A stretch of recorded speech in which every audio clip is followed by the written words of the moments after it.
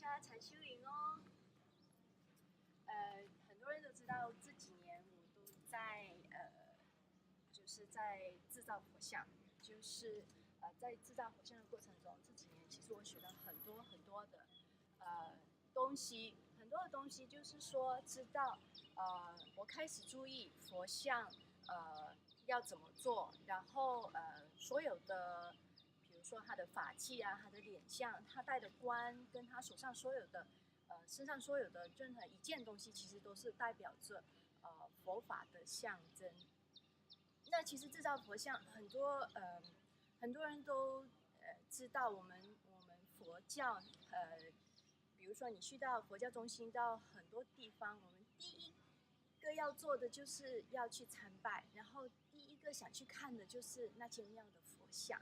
那很多人都知道，在客家禅修里，我们有一尊很大的多杰雄灯佛像，那个是世界第一大的多杰雄灯佛像，那是我们的修行的护法。那再多几个星期呢，就会有一个9尺的多杰雄灯佛像，就会放在这个地方啦。这个它是我们这个是一个户外的多杰雄灯佛像，9尺高。我已经就是从开始做这个佛像，从拟塑到做好，已经有好几个月了。我真的很希望很快的就看到他呢在这边呢站着，然后呢可以给很多人做供养的。我们在这里你可以做灯供，然后可以做香供，就是你所看到的这些地方。然后这个环境是非常漂亮的，非常非常漂亮的。那我们可以在这边做法会，还有呢就是可以在这边绕着这个多杰雄灯转呢，那我们可以累积功德。其实这几年在做佛像的过程中，我得到很多的怎么讲呢？加持。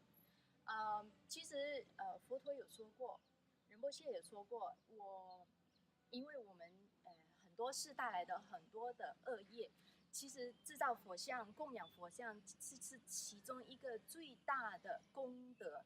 所以呢，我很幸运因为仁波切给了我这个差事，所以这几年呢，我就开始做佛像。刚才是不是跟大家说到累积功德？那供养佛像、做佛像能够累积很大的功德。那如果没有机会供养佛像，或者是做佛像的话，那怎么去累积功德呢？大家不要忘记了，其实我们佛教是有一个传统，就是装藏。那装藏呢，就是说这个大佛像、小佛像呢，当我们要做供养的时候，里面都会塞得满满的东西，里面可以塞经文，可以塞很多的叉叉，这就是叉叉。这是用一些泥土做的，这是传统的哈。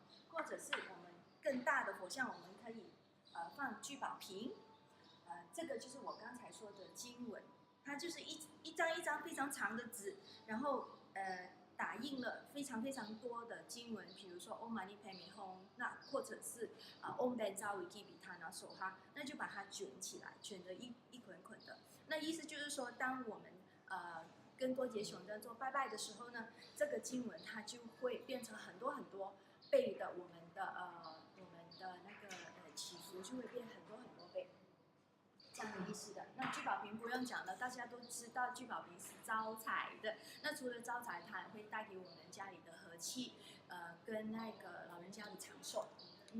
在这边你们还看到这个是比较新的，这个其实有27个，27个它是属于多杰雄灯的眷属。什么叫做眷属呢？眷属就是说呢，多杰雄灯的妈宅。就是说，他要来帮我们的时候呢，他就有这27位眷属呢，就是派出去来，很快的来帮助我们的。那它里面呢，包括了这一个呢，就是九王妃。那这个呢，就是8比丘。那还有里面的呢，这一个呢，有10个的，就是10勇士。那你们听到呢，它有王菲有比丘有勇士，就知道他已经包括了我们生活里所有的困难，他都会来帮助我们。那呢，我们没有机会，或者没有，不是每一个人都可以有机会供养佛像或者是做佛像。那这个机会呢，千万不要错过。佛像是需要大家累积的功德来这样呢我们去这样才会有更多更大的加持，所以大家不要错失这个机会。你们可以去到 vajasecret.com， 或者是去到我们那个 PJ 的客家，或者是直接来到我们文东的客家禅修里，告诉前台说你要做供养到多杰熊人9尺的户外佛像就可以了，好吧？那到时候见喽，拜拜。